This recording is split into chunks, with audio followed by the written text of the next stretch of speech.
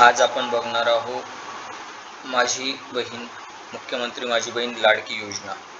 तर नुकतीच सुरू झालेली आहेत आणि भरपूरसे लोक जे आहेत यासाठी अर्जसुद्धा करत आहेत. तर आज आपण बघणार आहोत या योजनेच्या काही महत्त्वाच्या बाबी, की यामध्ये पात्रता काय आहे आणि त्यानंतर या योजनेचा लाभ.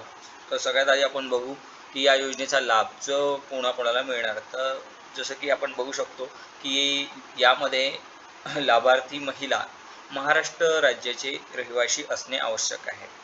नंबर 1, राज्यातील विवाहित विधवा, घटस्फोट परित्यक्त्या आणि निराधार महिला यासाठी अर्ज करू शकतात. किमान वयाची 21 वर्ष पूर्ण आणि सध्या न्यूज आलेली आहे की 65 पर्यंत वाढवण्यात आलेली आहे. तर 60 ते 65 पर्यंतच्या ज्या महिला आहेत त्या या योजनेसाठी अर्ज करू शकतात. सदर योजनेत अर्ज म्हणजे जे आहेत लाभ घेण्यासाठी त्यांचं बँकेत खातं असणं आवश्यक आहे आणि दुसरं म्हणजे ते खातं आधारशी लिंक असणं आवश्यक आहे. ठीक आहे. लाभार्थ्यांच्या कुटुंबाचं वार्षिक उत्पन्न हे 2.5 लाखापेक्षा जास्त नसावं. आता यामध्ये आपण बघूया पुढचा जे आहे की कोणत्या महिला यासाठी अर्ज करू शकत नाही किंवा त्या महिला अपात्र ठरतील जर या योजनेसाठी त्यांनी अर्ज केला तर. ज्या महिलांच्या कुटुंबांचं वार्षिक उत्पन्न 2.5 लाख रुपयापेक्षा अधिक आहेच, म्हणजे जास्तीत जास्त महिलांचं आहेच. ज्यांच्या कुटुंबातील सदस्यांची म्हणजे ज्यांच्या कुटुंबात आयकरदाता आहे, म्हणजे ज्यांच्या कुटुंबामध्ये कुटुंब प्रमुख हा टॅक्स भरत आहे, तर त्या महिला या योजनेतून बाह्य राहणार, म्हणजे या योजनेसाठी पात्र ठरणार नाही.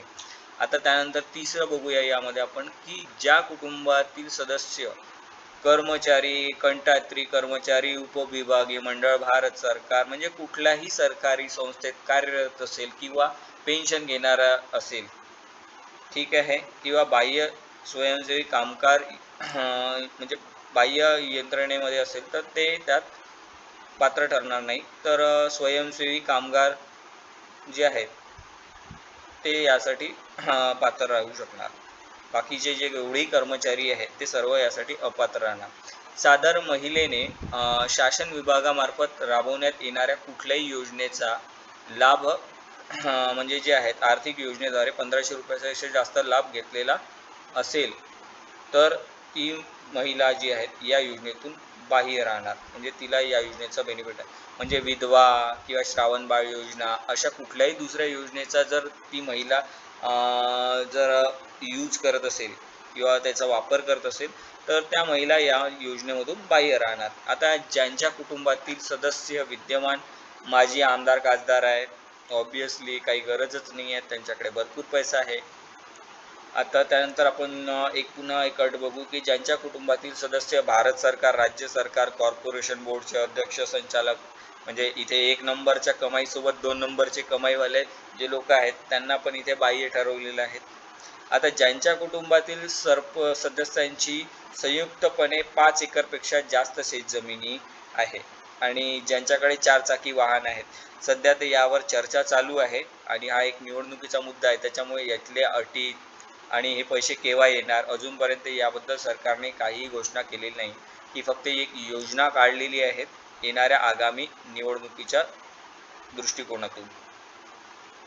त्यानंतर आपण बघू म्हणजे इतक्या सगळ्या अटी आहेत की ज्यामध्ये जर कोणी तुमच्या घराचं भारत सरकारमध्ये जर जॉबवर असेल, गव्हर्नमेंट जॉबवर असेल किंवा तुम्ही दुसऱ्या कुठल्या योजनेमध्ये लाभ घेत असाल तर तुम्ही या योजनेसाठी अपात्र ठरणार. आता यासाठी आपण बघू की आवश्यक कागदपत्रे काय. यासाठी आवश्यक कागदपत्रे आधार कार्ड, जात प्रमाणपत्र, मूळ निवासी प्रमाणपत्र. आता मूळ निवासी प्रमाणपत्र म्हणजे डोमेसाईल, हे कुठल्याही सेतू केंद्रावर तुम्हाला काढून मिळेल. राशन कार्ड प्रत्येकाच्या घरी असतंच. उत्पन्नाचा दाखला हा यावर्षीचा लागेल, म्हणजे तात्काळ नवीन यावर्षीचा बनवावा लागेल, जुना उत्पन्नाचा दाखला चालणार नाही. बँकेचं पासबुक असावं, म्हणजे कुठल्याही बँकेचं एक पासबुक तुमच्याकडे असणं आवश्यक आहे. जनधन खातं असल्यास फारच छान. मोबाईलचा क्रमांक असणं आवश्यक आहे आणि मोबाईलचा नंबर हा आधार कार्डशी लिंक असणं आवश्यक आहे. पासपोर्ट साईज फोटो तुमच्याकडे असणं आणि माझी बहीण लाडकी योजनेचा फॉर्म जो ऑनलाईन अवेलेबल आहे वेबसाईटवर. आता मी पुढच्या व्हिडिओमध्ये तो फॉर्म कसा भरायचा आणि त्या फॉर्ममध्ये काय काय माहिती लिहायची ते मी पुढच्या व्हिडिओमध्ये सांगणार आहे. आणि सोबतच यामध्ये ज्या ज्या लोकांना ऑनलाईन अर्ज करायचा आहे त्यांच्यासाठी जे आहेत त्यांची पण मदत आम्ही करू. त्यांनी कमेंट बॉक्समध्ये तसं म्हणजे त्यांना काही प्रॉब्लेम जर येत असेल तर ते कमेंट बॉक्समध्ये सांगू शकता. आम्ही नक्कीच त्यांचे प्रॉब्लेम सॉल्व करू. आणि शेवटी चॅनलला सबस्क्राईब करा आणि व्हिडिओला लाईक आणि शेअर करा. धन्यवाद.